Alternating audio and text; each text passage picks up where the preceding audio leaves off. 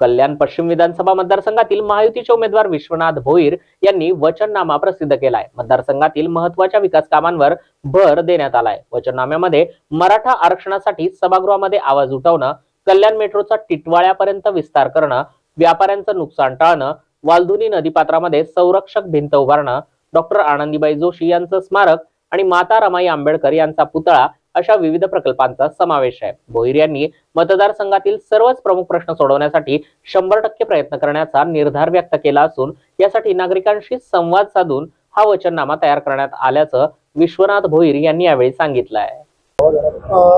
काय सांगाल की आता प्रचाराचा शेवटचा टप्पा सुरू आहे। आता तुमच्या वचननाम्यामध्ये तुम्ही अजूनही काही दुरुस्ती केलेली आहे। काय नेमकं त्या वचननाम्यामध्ये आपण 6 प्रमुख मुद्दे जे आहेत ते वाढवलेले आहेत? आपण जो वचननामा आहे तो आधीच प्रसिद्ध केला होता, परंतु ह्या ज्या गोष्टी आता आम्ही ज्या आपल्या समोर मांडत आहोत ह्या त्या विशिष्ट समाजाशी म्हणा किंवा त्या संस्थांशी म्हणा किंवा त्या नागरिकांशी म्हणा चर्चा करून हे प्रश्न ऐरणीवरती आलेले असल्यामुळे ते प्रश्न आम्ही हातात घेतलेले आहेत आणि ते प्रश्न नुसते हातात न घेता आमच्या वचननामा म्हणून ते प्रश्न आम्ही जाहीर करत आहोत। म्हणजे आम्ही जनतेला ते वचन देत आहोत की ह्या पद्धतीचा जो जे प्रश्न आहेत त्याच्यामध्ये मराठा आरक्षणाचा जो विषय आहे, मराठा आरक्षणाला मी पहिल्यापासून पाठिंबा दिलेला आहे।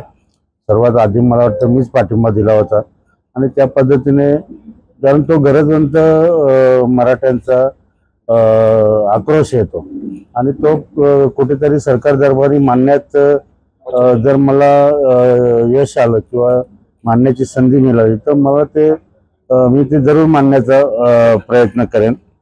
त्याच्यानंतर वालधुनी नदीचा जो विषय आहे तो मी मागच्या अधिवेशनामध्ये तो घेतला पण होता, आपण त्याला चांगल्या प्रकारे प्रसिद्धी सुद्धा दिली होती, पण तो प्रश्न तडीस लावण्यासाठी त्या पद्धतीने पावलं उचलली जातील आणि वालधुनी नदीचा प्रश्न जो इतके वर्ष म्हणजे वर्षानुवर्ष प्रलंबित राहिलेला आहे हा प्रश्न तडीस नेण्यासाठी ते जे प्रयत्न आहेत ते प्रयत्न करणार आणि तसं सकारात्मक आपल्याला निरोप माननीय मुख्यमंत्र्यांकडून आलेला आहे। त्याच्यानंतर मतदारसंघामध्ये एक मध्यवर्ती ठिकाणी एक अद्ययावत म्हणजे ज्याच्यामध्ये सर्व प्रकारच्या योजना असतील, सर्व प्रकारचं काम कम्प्युटर पासून सहीपासून सर्व आणि पंतप्रधान योजना असतील, महाराष्ट्र शासनाच्या ज्या 10 ते 12 योजना आहेत त्या सर्वांचं काम त्या कार्यालयातून होईल असं एक सुसज्ज कार्यालय आपण उभारण्याचं लोकांना वचन दिलेले आहे। त्याचप्रमाणे मेट्रोचा जो मार्ग आहे मेट्रोच्या मार्गामुळे मेट्रो बरेच दिवस झाले रखडलेले आहे, तर माननीय मुख्यमंत्र्यांशी त्या बाबतीमध्ये आपण थोडक्यात चर्चा केलेली आहे। त्यांचा पण आपल्याला संदेश आला की ठीक आहे, कोणाचं नुकसान करून आपल्याला मेट्रो करायची नाही आहे, तर त्या पद्धतीने आपण ती मेट्रो टिटवाळापर्यंत नेण्याचा प्रयत्न करणार आहे, जेणेकरून जो तोडफोडीचा प्रश्न निर्माण होतो तो कुठेतरी थांबला जाईल।